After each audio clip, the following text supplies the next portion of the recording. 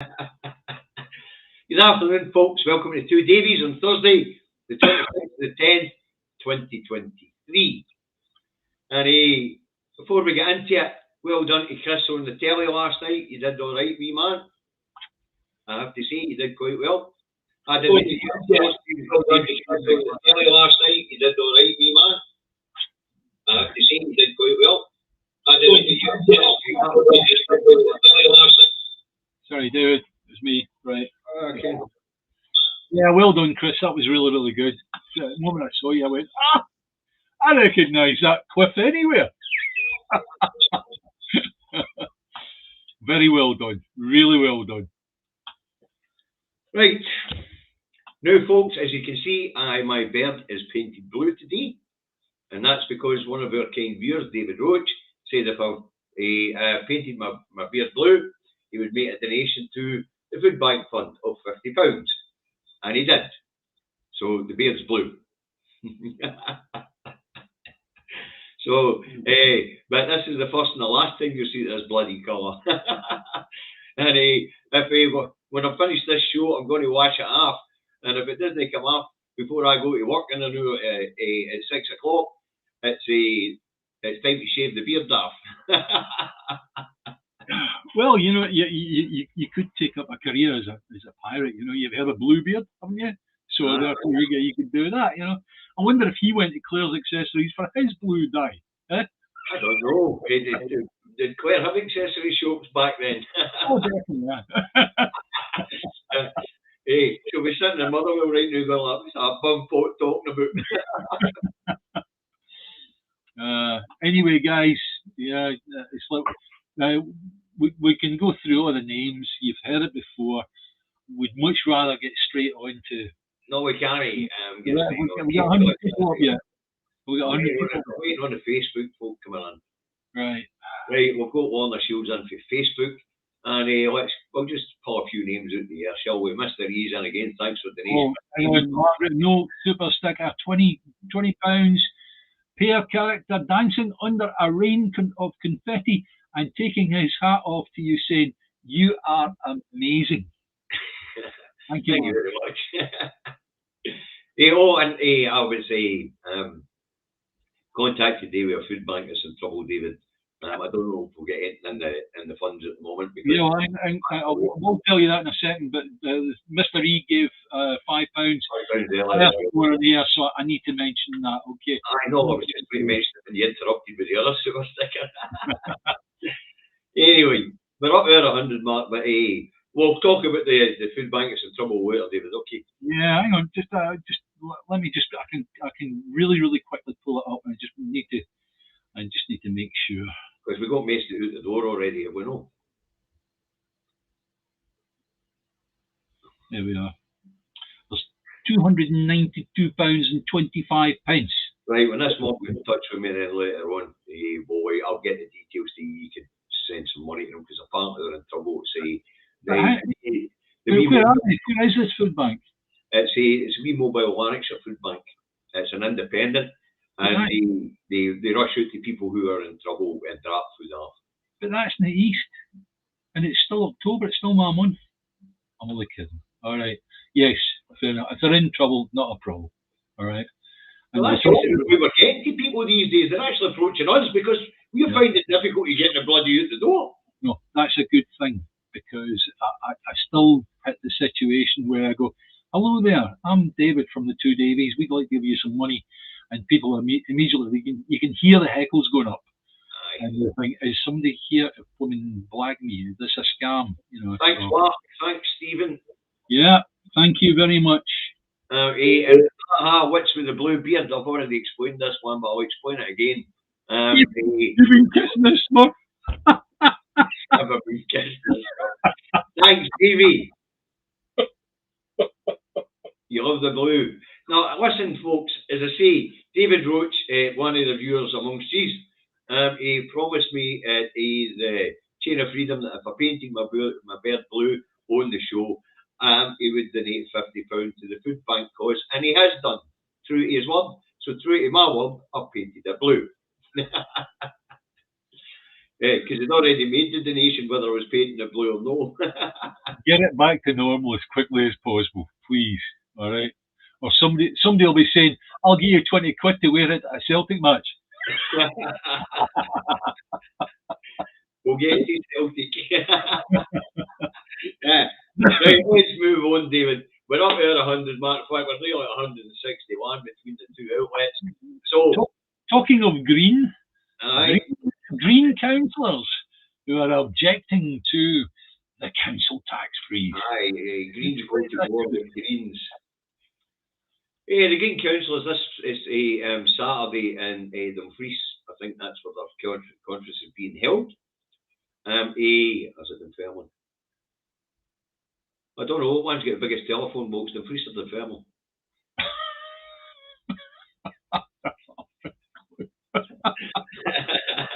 Hey, that's enough of that, Chris William. Hey, that's enough of that.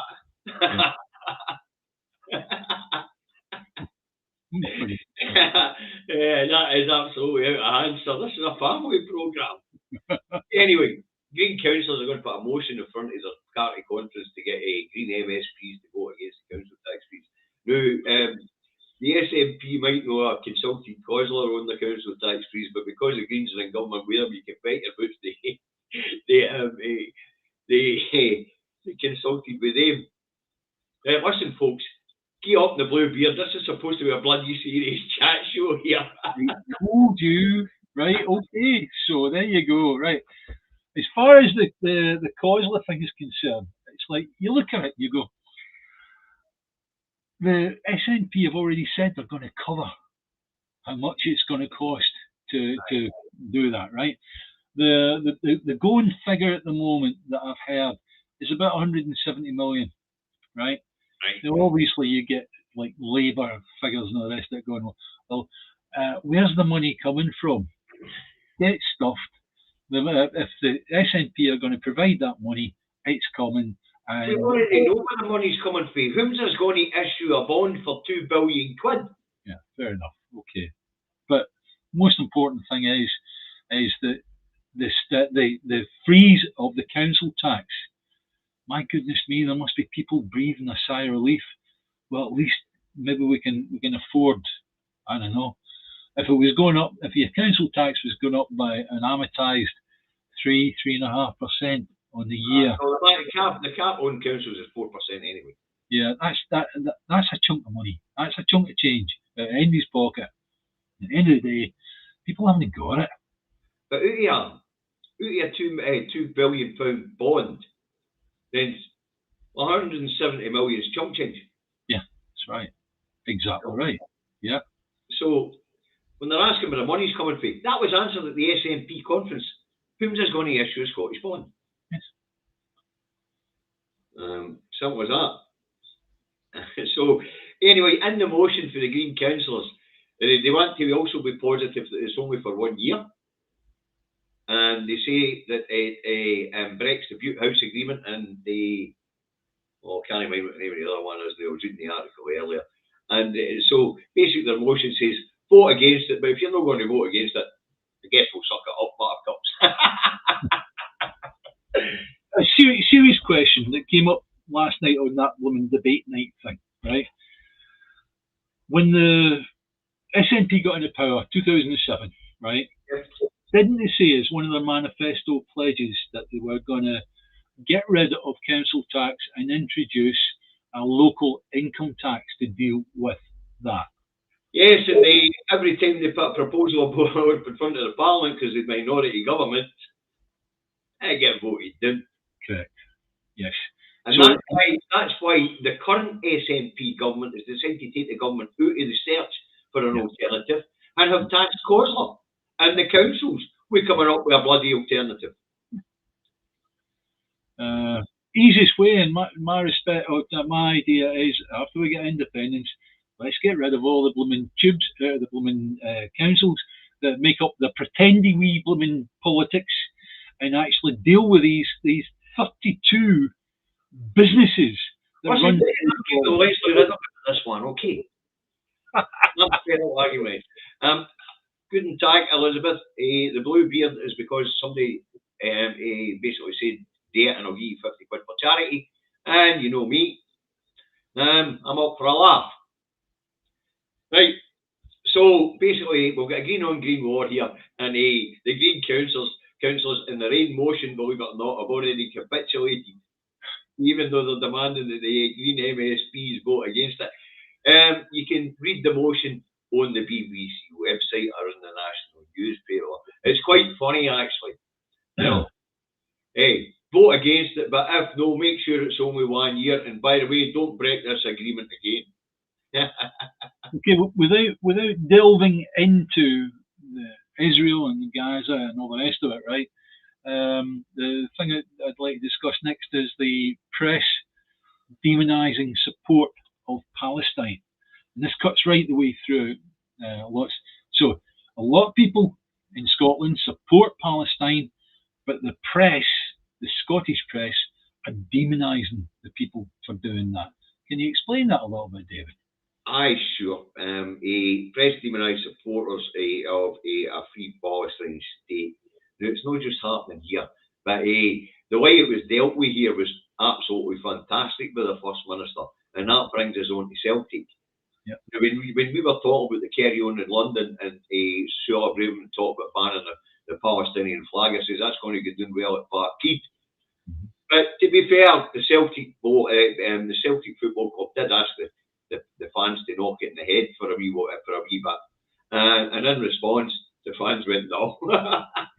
So as usual, at the weekend and at the Champions League game there, which the club will get fined for it, but in the Champions League game there, they were flying the past. But Humza's response was the press, of course, have been demonising people for being in support of a two-state solution. As we know, there's the editor of the Onion, he got the boot for criticising Israel, and it's a satirical, so he was doing it in a funny way and criticising the West for no hammering home this two-state solution, because that's already the accepted way this is going to be solved. There's two ways this could be solved, and that's a single or secular state where the Palestinian people have equal rights to the Israeli people, and it would need to be a single secular state. But that wouldn't work, because the Palestinians wouldn't have their homeland anywhere. Yeah. They would just become part of Greater Israel. Yeah. So the accepted answer to this for the United Nations, and with the UK, and with the US, and with the EU, and with bloody well everybody, is a two-state solution. Yeah. Right, so but the editor of the Onion, he got the bullet. We've got a train driver who was suspended in London because he had a train full of people that were heading to the pro-Palestinian rallies, and you hear the train driver saying through the tannoy that Palestine must be free from the river through the sea. Yeah. So he's been suspended. People have been kicked out their jobs for taking the pro-Palestinian stance or looking at a two-state solution. And that includes BBC World Service supporters who were Muslim, who were just taken off air for a short period of time. Yeah, well... here in Scotland, when the Celtic supporters were flying the Palestinian flag, let's get back to the First Minister, he was challenged by the press, the BBC, to give his opinion on it. And what the First Minister said was, this isn't a democracy. People can fly the Israeli flag, the Palestinian flag, the Scotland flag, the saltire, the Union Jack. Anyway, there's more important things going on at the moment than some football fans flying flags. Yeah. And that's where we're at. Anybody who is demanding the UK get back to the principle they signed up to of a two-state solution and demand an immediate ceasefire, are being silenced by the press or demonised by the press. In fact, the only place where you're not seeing that sort of thing is here on social media, with people like Navarro News, Owen Jones, you and me, everybody actually. But the UK has signed up to a two-state solution, and here we have them sticking originally this stupid line that Israel has the right to defend itself. Well, my simple point on the UK is that as far as America is concerned, the UK is now a vassal state, and therefore cannot stand up against America. Where America, they'll lobby the lobby that America has got for Israel, the pro-Israel government lobby, is the biggest in the world. I double down using that one. And if you want to become president of the United States, you have to sign up to that lobby because there's a lot of money behind it. If you don't sign up to it, you don't become president. It's as simple as that. And at the moment, there's a huge backlash coming Biden's way.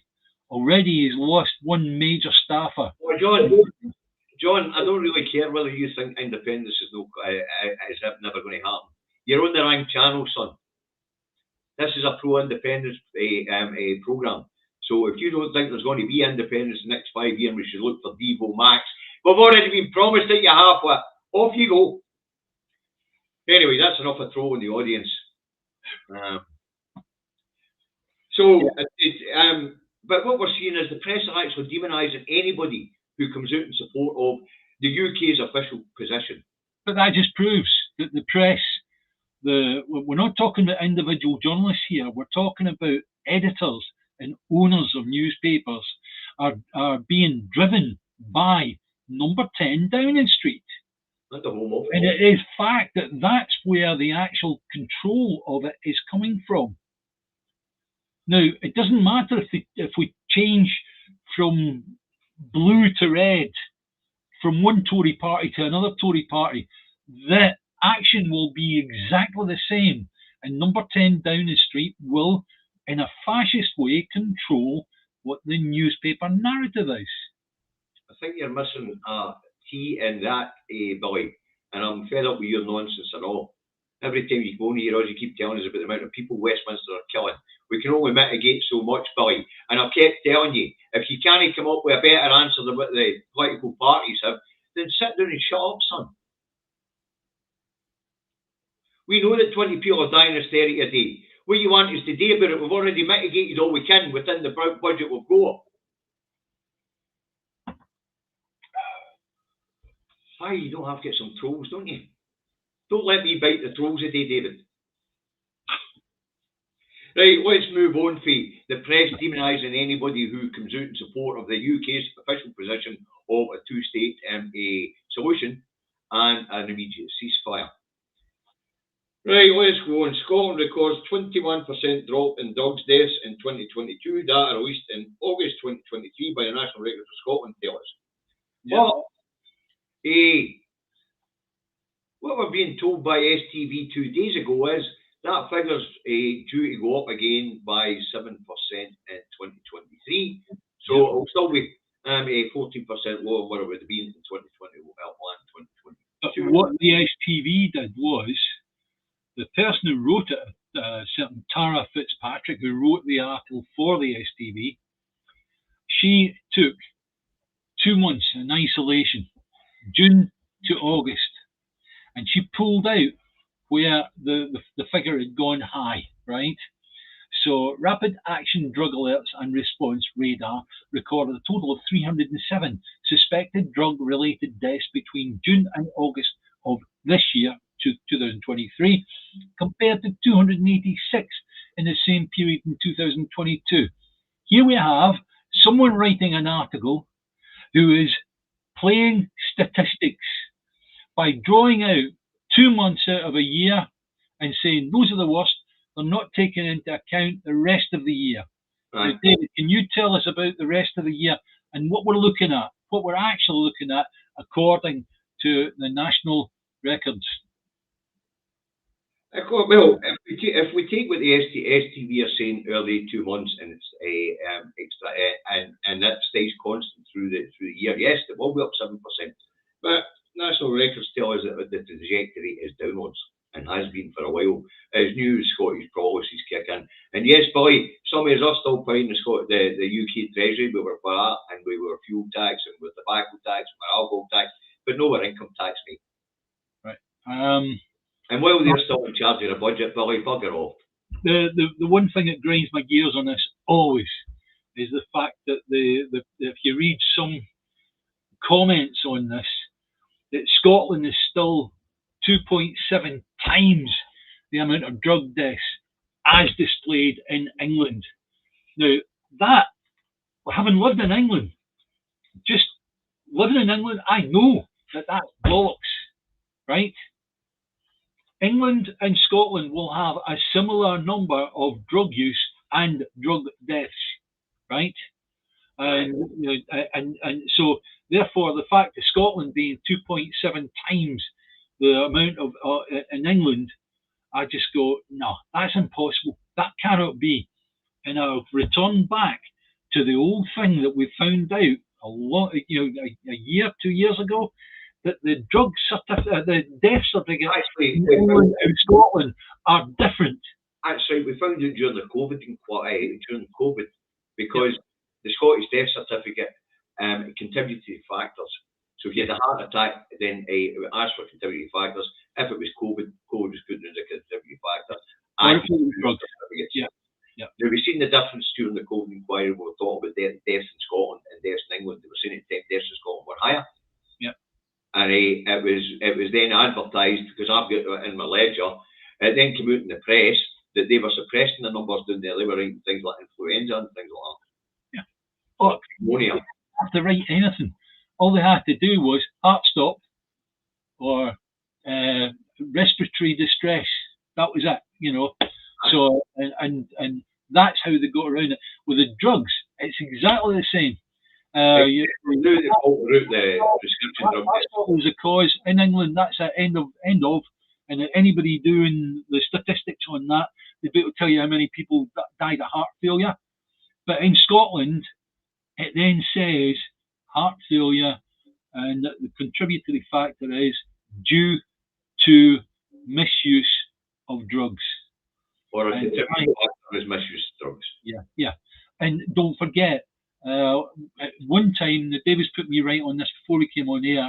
I thought it included those people like myself that were on heavy. It did at one point. It did actually take into consideration all drugs, whether they be prescription or non-prescription. But they sorted that out by filtering that out a few years back. Just to let you know, guys, I'm no longer on those painkillers. I'd prefer to have the pain. So I'm alive. All right. End of. So as I say, the drop in drugs death is bound to carry on. Actually, I can't see it again, because what we have found was that a lot of these deaths that are happening now are historical drug deaths. Yeah. Right, let's move on to one that's really going to pop everybody's brain and annoys me. Yeah. Although it's true, I have to say, Scotland road deaths increased to highest level for 7 years. Yeah.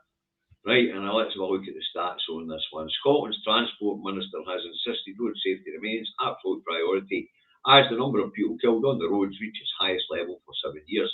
A total of 173 people were killed in road collisions in Scotland in 2022, 32 more than the previous year. The figures published by Transport Scotland show there were 153 collisions last year, in which at least one person died, up by 17 from 2021. Right, so these are the figures for 2022.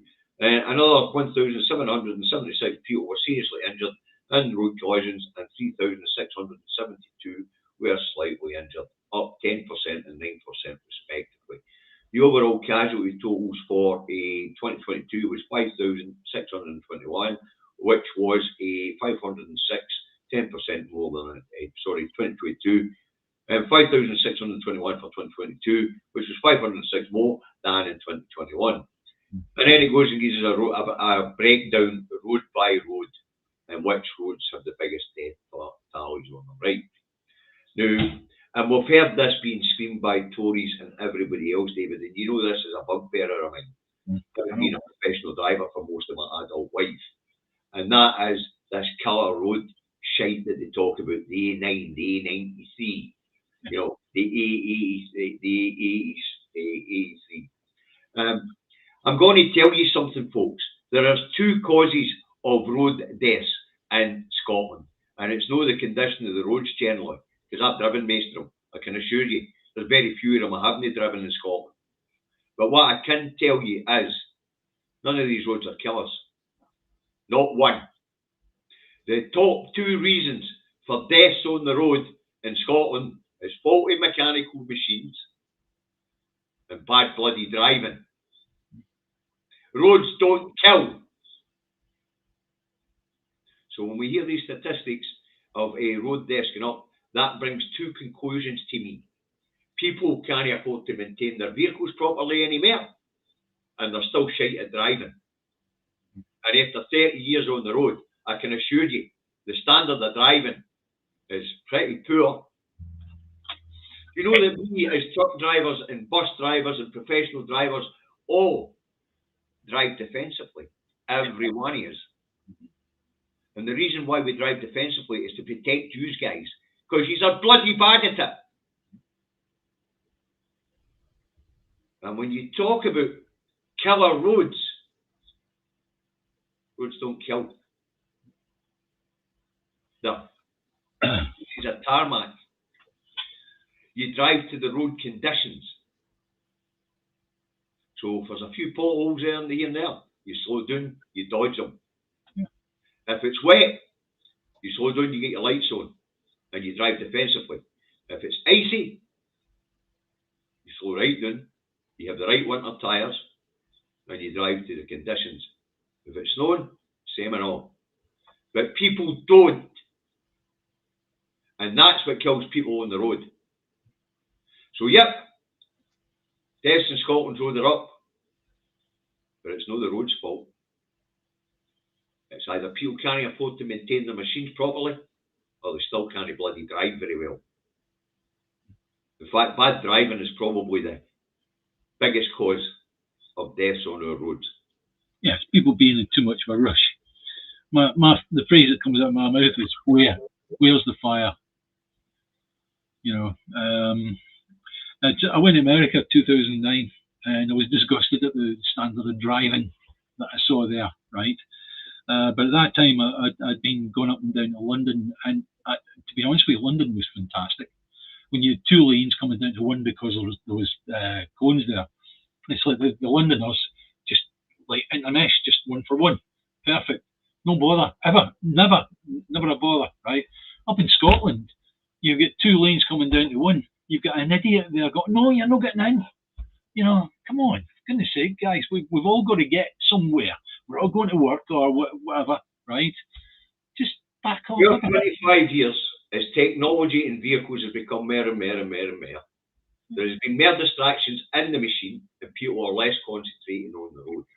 It was said that if you want to make every driver in Scotland ever so safe, put a spike right in the middle of the blooming steering wheel, pointing at their heart, and they'll be ever so careful.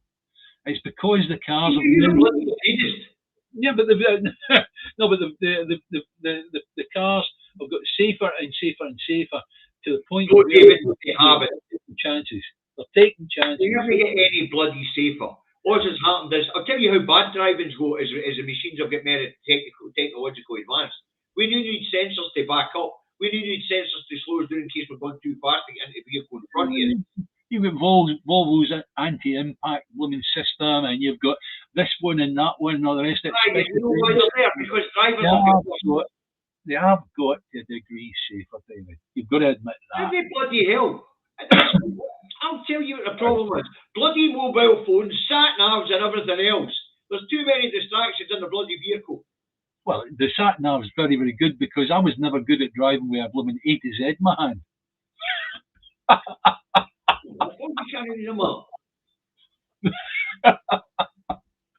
managed to take UK quite. Anyway, I know this is your pet thing. Like councils are with me, this is your pet thing because you're a professional driver, and I respect that. All right. David, I was in some of the most high-tech trucks out there. I turn everything off when I get in. I drive the fucking thing. And that's why I'm better at driving than anybody else. I don't have all this electronic junk. Puts me in mind. If you're watching from reading the road and the idiots around about me. Puts me in mind of George at the airplane, you know. Aye, daily boys, you just missed a rant, man. Right. Right, let's get this one. This one really took us, didn't it? Today, the BBC are running a headline here in Scotland, and the headline is a death toll in Scotland. Winter death tolls in Scotland worse in 30 years.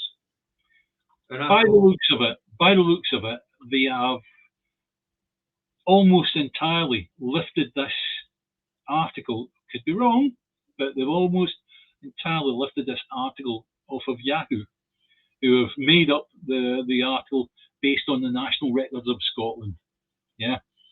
And when you read the Yahoo, it's on my timeline. If you want to have a look, both of them are one above the other, right? If you read the Yahoo one, it's what they say is that Scottish winter deaths hit highest levels in 30 years. And you go, okay, fair enough. And you read it, and yeah, exactly. There you go. But then you read the BBC one. And it's got the same headline. Same headline, all the rest of it, right? But they've included a few lines that say, but not as bad as 2017, 2018, and where is it? I'll get it for you. It's there. That is there. There's the. Come on, hurry up, open up. Right. Yeah, let's have a look. So in other words, for having that same headline, right? What they say is the seasonal increase in mortality was considerably higher for 22-23 than the previous year, and I said, but was lower than both the winters of 2017-2018 and 2021. But the headline says worse than 30 years. Yes, it cannot be. It cannot be. It was higher in 2017-18 and higher, definitely. It was definitely higher in 2021. So the BBC have basically included those lines for some reason to maybe water down the winter deaths or whatever. People like you and I write to Ofcom and say, this bloody headline's a lie. Yeah. You can say about the BBC highlighters. I say, why have the headline in the first bloody place?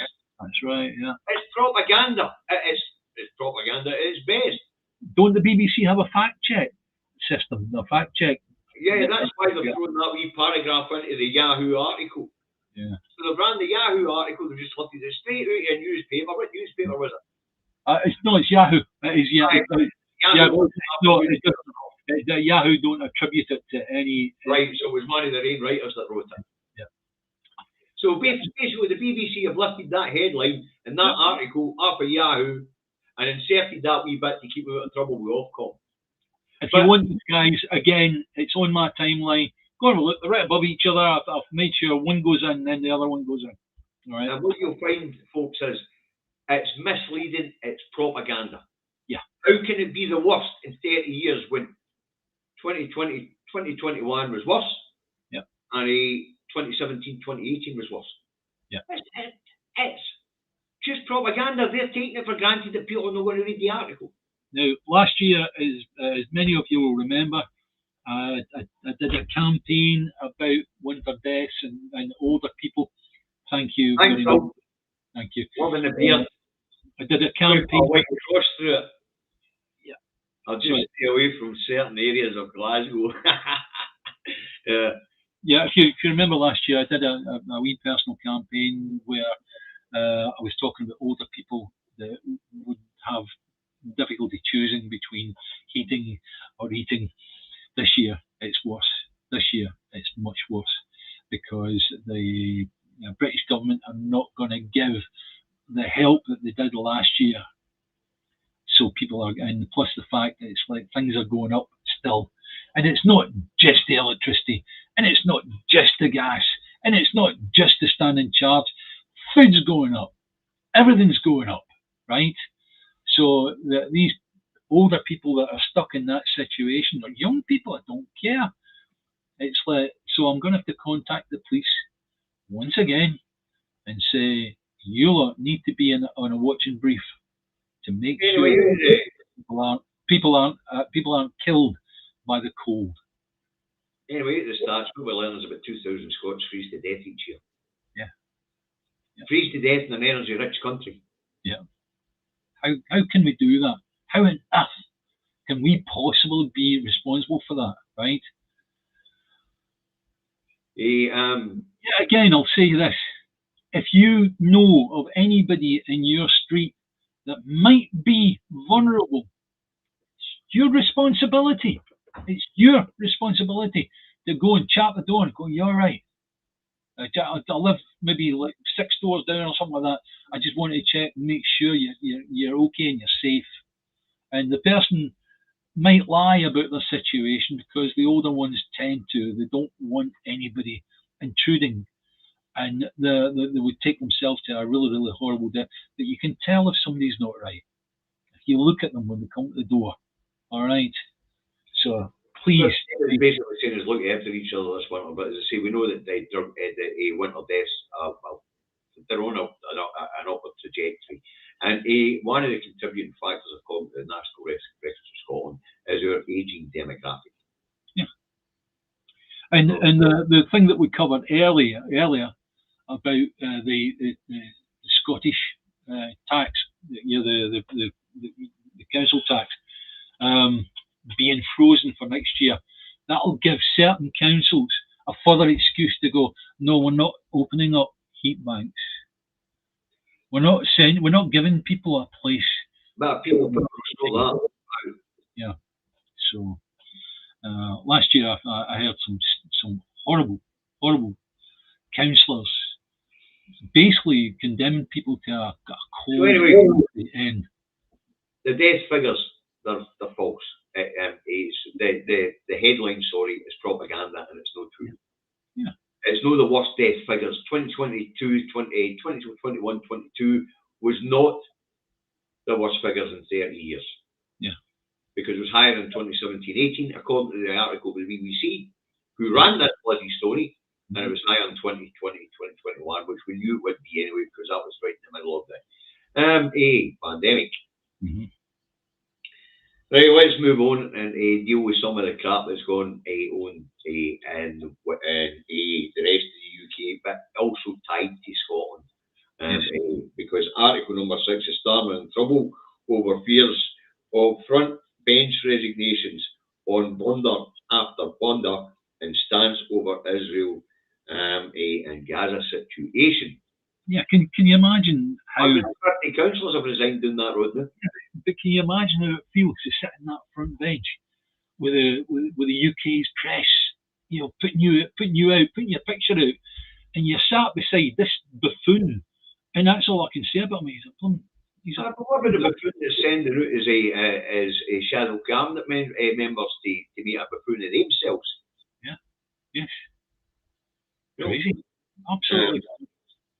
But I mean, Starmer's latest blunder, he batters into a mosque in Wales, and demands that hostages are released and that Hamas stop their terrorist attacks.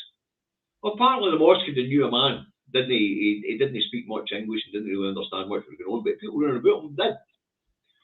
So afterwards, the mosque issues a statement asking, when the fuck did the Welsh people, when did we take Welsh hostages? And since when have we been supporters of Hamas? Yeah. But they've condemned Starmer for coming in there, and basically there's an Islamophobia storm brewing in the Labour Party. Listen, they know they can't lose this bloody election before they're anywhere near the winning post. Could this be intentional? I think we'll sit this one out. The Tories can take over. They created it so they can do this. That is two-tier international law, but we'll get to that in a minute. What happens if both of the big part of the Tory and Labour refuse to take number 10? What happens then? Anyway, first, Prime Minister's just was a bloody disgrace. Apart from a wee bit boasting for Starmer, who are winning 2 seats, it was basically a case of Israel has the right to defend itself. It does, but this isn't a defence. And it's no proportionate. It's collective punishment. It's collective punishment, and that's a war crime. Yeah.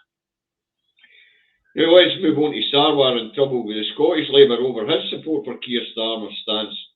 Yeah. Well, we do have a Scottish Labour. This is BBC News. Scottish Labour leader Sawar says Israel breaking international law in Gaza.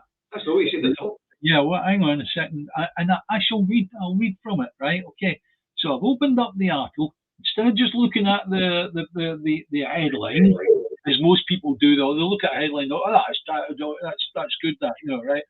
And then you go into it, and it says Scottish Labour leader Anna Sawar has accused Israel of clear breach of international law in Gaza. He told the BBC there was no justification for the withholding of essential supplies from the people of Gaza. His comments came amid resignations within the party over Sir Keir Starmer's stance on the crisis. The Labour leader repeatedly insisted Israel has a right to defend itself within international law. More than 1,400 Israelis have been killed since Hamas launched its attack on the 7th of October, according to Israeli authorities. The vast majority in the initial assault. More than 220 are believed to have been taken hostage inside Gaza.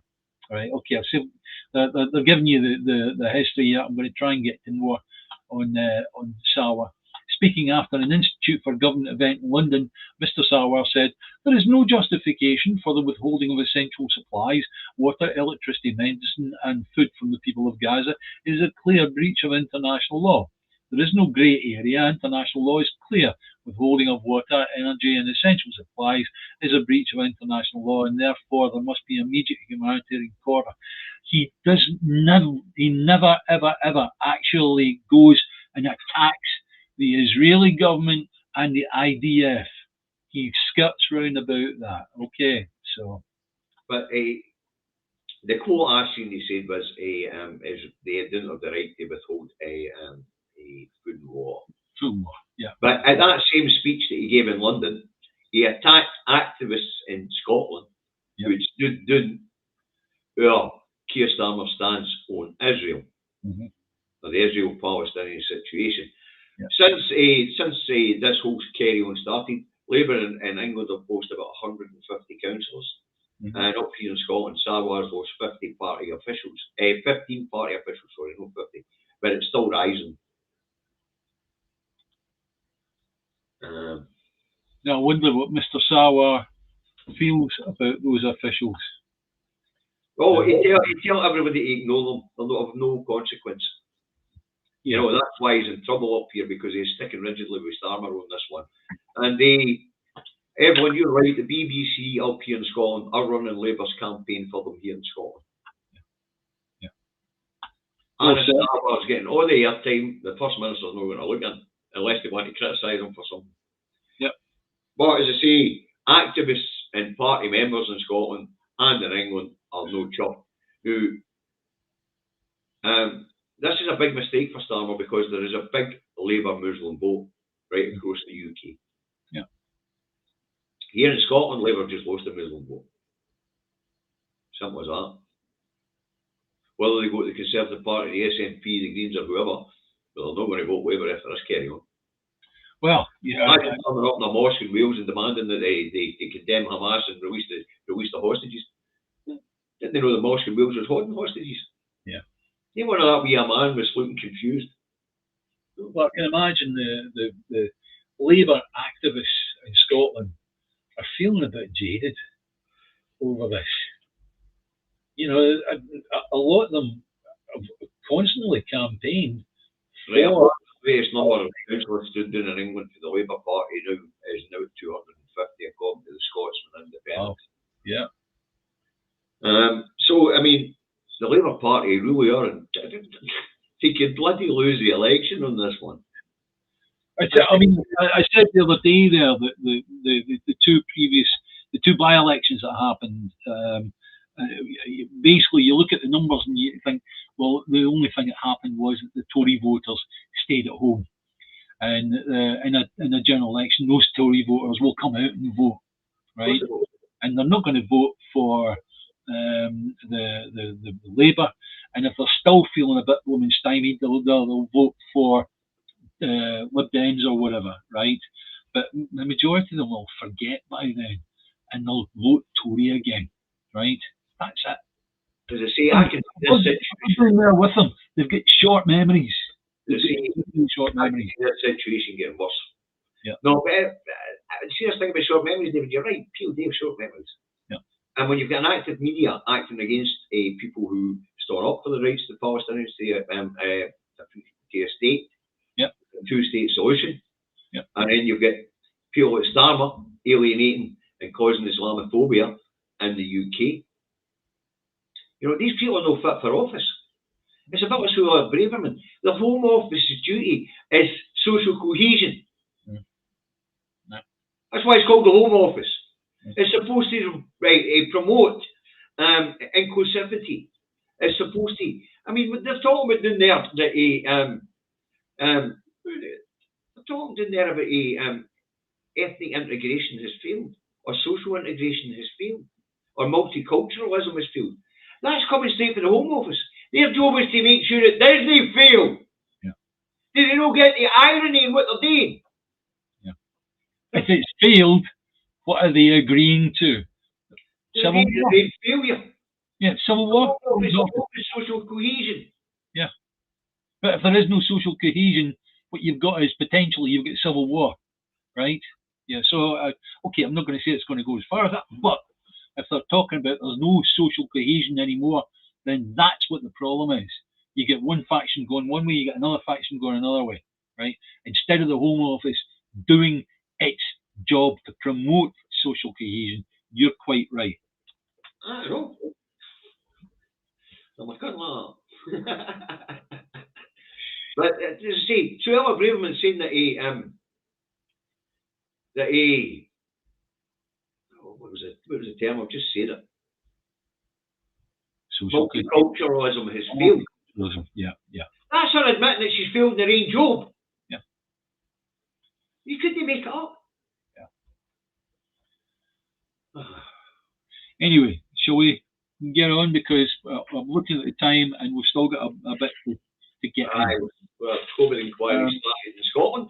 Yeah, but don't forget there is also a COVID inquiry taking place in England at the same time, although you might not have heard of it, right? Yeah. In actual fact, it's rather pointed that the lady that's called Super Tanskill that you might have heard on your social media, she's been mentioning the fact that she went through the most awful time during the lockdown, and it caused her mental health problems, and that she has heard more about the Scottish COVID inquiry than she has about the English COVID inquiry.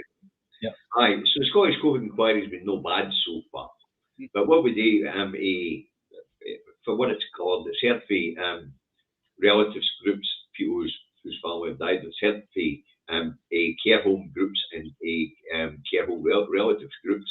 And it's also heard that the BBC muddied the water up here by mixed messaging. Mixed messaging from BBC Scotland. The mixed messaging wasn't actually coming from BBC Scotland. Let me set the record straight in this one. The way the BBC works is, it's the news were there, then the news were we are. Yeah. Right? Mm-hmm. So what happens is, at 6 o'clock at night, we were getting Bojo's message beamed into our hoosies, and at 6:30, we were getting Nicola Sturgeon's. And that's where the confusion came from. If people didn't watch the full hour of news, they were only hearing what was coming out of Downing Street. But it's already been discussed in the COVID inquiry that the mixed messaging coming from the BBC could well have caused confusion in Scotland. Yeah, from what I can see is in Scotland there is a concerted effort to actually get the facts out and find out if there's any policy changes that need to be made in dealing with an emergency like that. Whereas in England, it's a case of, right, okay, lift the corner of that carpet and we'll sweep it underneath. And I'm seeing in the comments here that Matt Hancock wants immunity for prosecution before he appears before the English COVID inquiry. We already know that Sunak's been called Dr. Death. We spoke about this because he out to help out, which was he out to kill the middle class's granny. Yeah, that's right. You know, as I say, but the COVID inquiry is underway here. COVID inquiry is underway in England, and it's not going well in England. But we're not hearing about the COVID inquiry in England, and people in England are not hearing about the COVID inquiry in England. Yeah. they're hearing about the one in Scotland.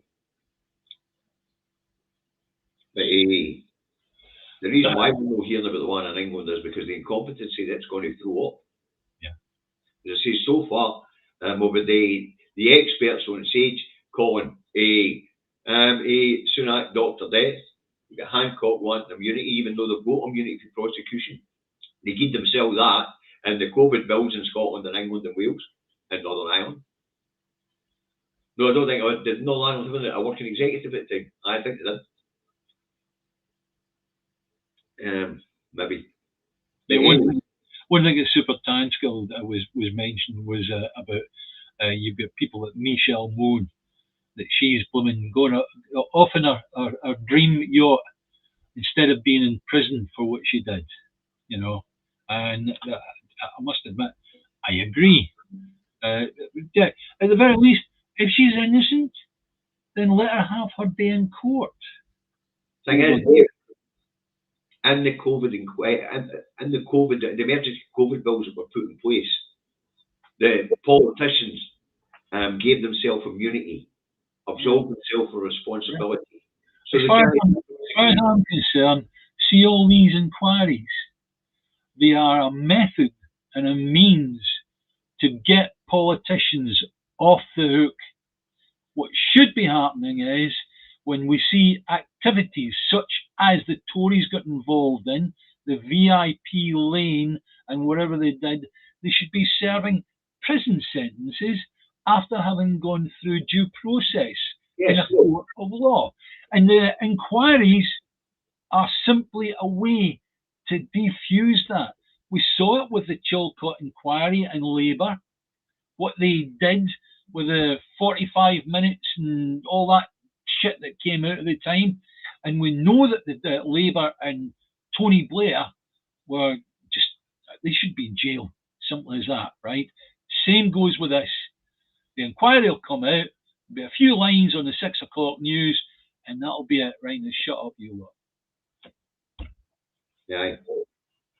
So, as I say, Scottish Code inquiry is underway.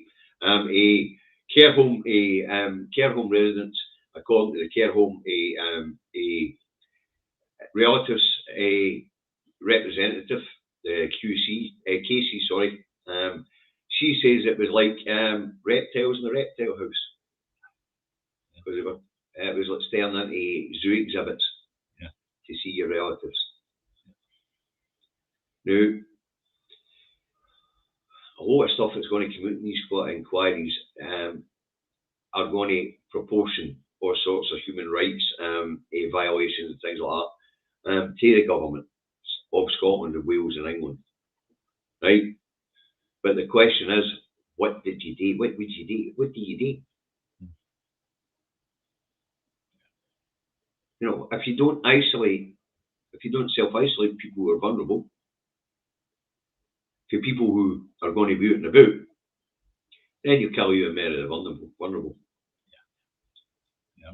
The thinking, the logic behind it is what's being questioned, and then they're throwing in human rights laws and things like that.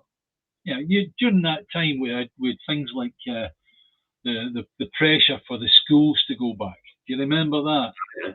And anybody that had kids and had any kind of idea of what was possible, you're basically putting all your kids into a big Petri dish, and then they're coming home, and whatever they picked up for that Petri dish, you're getting it, right? And if Granny's living with you, or your auntie or whatever, right, she's getting it too. And to be honest with you, the kids went back to school. Yeah. Airborne infections went up. It just skyrocketed in all communities. That's right. You know, not just the COVID, but the rest of them. We could discuss this until the cows come home. We could rerun the entire COVID thing, right? We won't. I can't. You know, they're not recording it daily. Your dad blooming died over it. I don't know, but as I say, I could actually go. I could day for day. Yeah. The whole of 2020, I've got it in my journals. Yeah. Even back in the beginning, before we had tests and things like that, where they're screaming, "Get the old folk out the hospitals to free up the bed space." That was Jackson Carlo, Bouncy Boy Leonards, Yeah. and Wee Willie who? They're all screaming, get them out, get them out, get them out, get them out, get them out in care homes. Yeah. And they're all screaming, why did you put them in care homes before test? Answer, we didn't have fucking tests. We knew this was coming in February and March. We didn't have tests. In fact, there was a whole stooshy with the government, I've got it written down, where they claimed there was no reagents because their policy at the time was herd immunity. They claimed there was no reagents to make tests. And the chemical industry in the UK stood up and said, hold on a minute, you haven't fucking asked us, we've got plenty of reagents. Yeah. I reported on it day for day. Every bloody day, the amount of people who died, the amount of people who were hospitalised, what the public policy was at the time, what the opposition was saying at the time. I've got it all written down. And with hindsight, you look at what Nicola Sturgeon was putting out, and the people in England were listening to Nicola Sturgeon. If they could get her online or whatever, they were listening to her, right? And what Boris Johnson was putting out was absolutely bonkers. What did them people do? They got in their caravans and they came to Scotland. End of story. And that should have been one time we actually closed the border and just say, trucks get through, people with caravans and cars and all the rest of it, what you doing? You know, just a simple question, what you doing? If you're just coming to a blooming holiday home, forget it, go back home, right? So that's perhaps what the Scottish Government need to take account of. What we learned at that point in time was, of course, that we can close the border for animal health, but we can't for human health. Yes. Well, in actual fact, remember, Wales closed the border. Wales actually closed the border during the course of that. And people never complained about that. David, John sent you a video on Richard Murphy's speech on Scotland being a colony, apparently. I've got it. It's on my timeline. I actually stood in a videoed it straight off the TV. So no problem. Thank you, John. Thank you. So I'll go on to it. Right. So the COVID inquiry. We better move on. We're running out of time, and I'm working around. I'm going to try and scrub this crap out of my beard. Right. Israel for sacking of UN Secretary General Antonio Guterres. Right. Why would they call for that? What has Mr. Guterres done?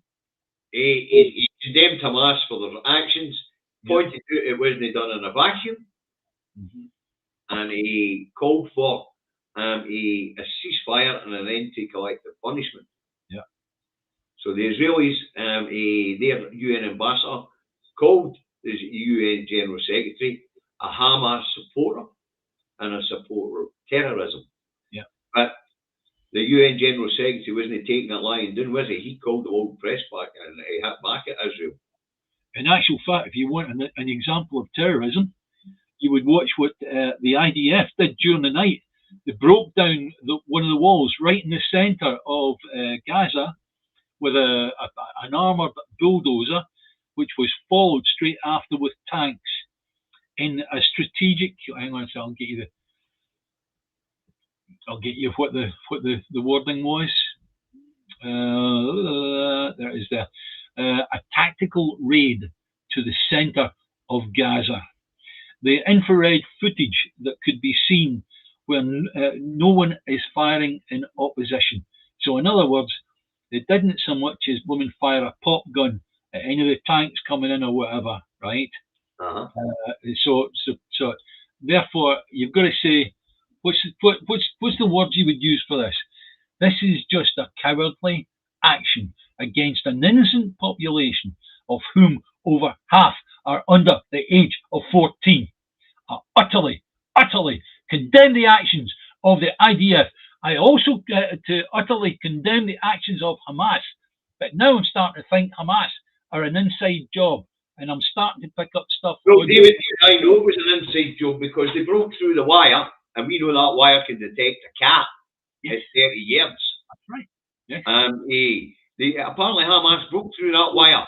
Hold on a minute. Apparently Hamas broke through that wire in 15 different locations and ran a Davies for 7 hours. And the reports are coming out of Israel right now that for some reason there was no soldiers showed up. Yeah, but the other thing is, there was a military base with attack helicopters stacked up on top of each other because they didn't have any more space for them, right? And there was 5 minutes away from that area. And yet, the Hamas people were able to go in and do what they did for 7 whole hours. And then, at the end of that, stroll home. As I say, how did Hamas get across the wire?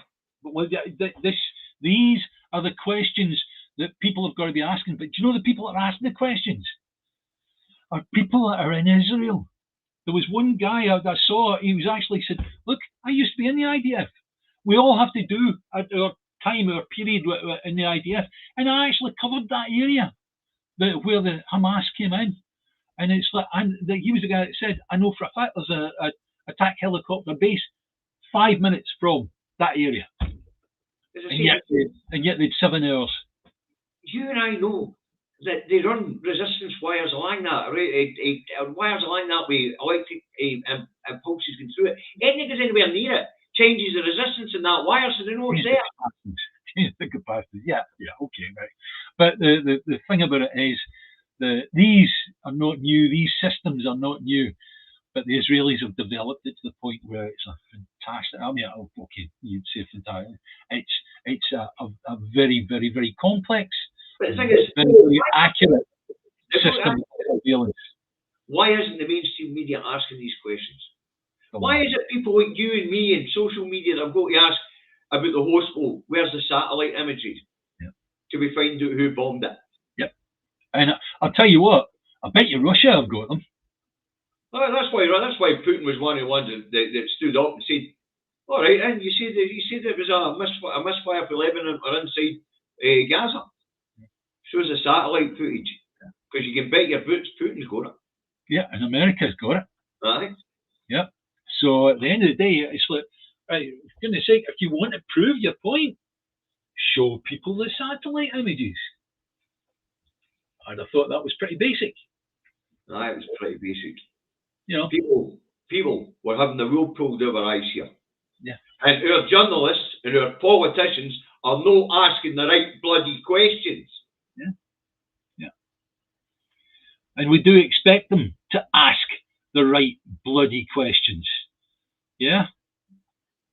David's background and my background means that our antenna go up when we hear these things. How did they get through that fucking fence without being detected?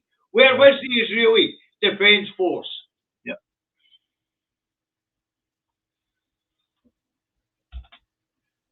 Anyway, right. Final thing. Good news story, David, because I'm only going to 55 minutes out my beard. Yeah, but MSPs back free bus travel for asylum seekers. Do you agree that's a good idea in Scotland? Yes. Asylum seekers here, they get £38 a week, I think.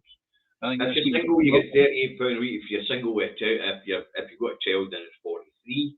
Believe it or not, you get an extra £5 if you're a single person with your child with you. So therefore, to give somebody that's coming to this country and is maybe is struggling with that amount of money in order to provide certain things. Well, David, you know how helped I was when I learned here how much universal credit was. Yeah. You imagine having half that again to live on a week. Yeah, I know. I appreciate that. I do. It's sickening. Quite frankly, it's sickening. Anyway, the BBC are running this story, and apparently MSPs back the idea. It's not through the Parliament yet, but there are people who don't like the idea. That'll be the people who think asylum seekers are coming here and get wads and benefits. At certain times of the day, I look at buses and they're largely empty, right? So if you give free bus travel to another section of the population, and the buses have maybe got 1 or 2 extra people on, what's the problem? The bus is still going that route anyway. But they've got to be subsidised for the people being on it. But they're already subsidised. They're already getting subsidised. The buses are already getting subsidised to the point that the business is still running. Aye. So if you add another section of the population, take up the free seats that are in there, then that's a no-brainer. Anyway, the BBC in the article, or the interview, one person who's in the asylum system in Scotland, and she says that if she'd taken a bus trip, that meant she would have to choose. She just wouldn't be able to eat for a couple of days. Yeah. Because all she was getting was £38. But in the article also says she had to decide between bus journeys, eating, and medicine. Well, I think she must have been England at some point. Yeah. No, that sounds to me as if she lived in England for a period of time. Aye, for a period before she moved to Scotland, because we don't have a mechanism to charge people for medicines anymore. That's right. You know, so when I read that in the article, I thought, the BBC at it again. I thought, well, no, hold on. Maybe her entry point was in England, and she was in England for a while before she came to Scotland. You know. Anyway, right. So I think we'll end it there. Thanks, guys, for joining us. If you did like what we did, then give us a like. And if you haven't subscribed to our channel yet, please subscribe, because it helps us. It also helps where they do advertising to generate a bit more advertising that goes into the food banks, whatever, right? So I just wish you would subscribe to the channel for that matter. Right, Nigel's saying good day, David. He's out for Australia at the moment. Crack a tube. Now, wow. We're going to blow the head off a few frothies later tonight. Swing the lantern a wee bit. Yep.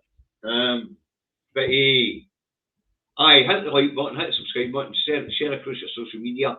Great viewing figures on YouTube today, 179. At peak content there with 230 people watching between the two platforms. That's almost a small theatre full. In fact, it is a small theatre full. Thank you very much, folks. And Mr. E, thank you very much. I have to keep the blue here. That suits me. So that's Mr. E done £5 before we went on air, and that's him done another £5. That's really good. Thank you, Mr. E. Anyways, we say if you like what we do, share, like, press the like button, share across your social media platforms, please. And subscribe. And subscribe. If you're on and Facebook. One more thing, David. Just one more thing. Get that bloody thing off your face. If it come off, the rug's coming off. And hey, Chris, I'm going to slap you behind the lug next time I see you for even insinuating that I was doing that to a smug with blowing my face. Young man, this is a family program. Yes, well, spank. That's right. You know. Right, I just leave one thing left today, David. Bye, Davey. Bye, guys. Bye, guys.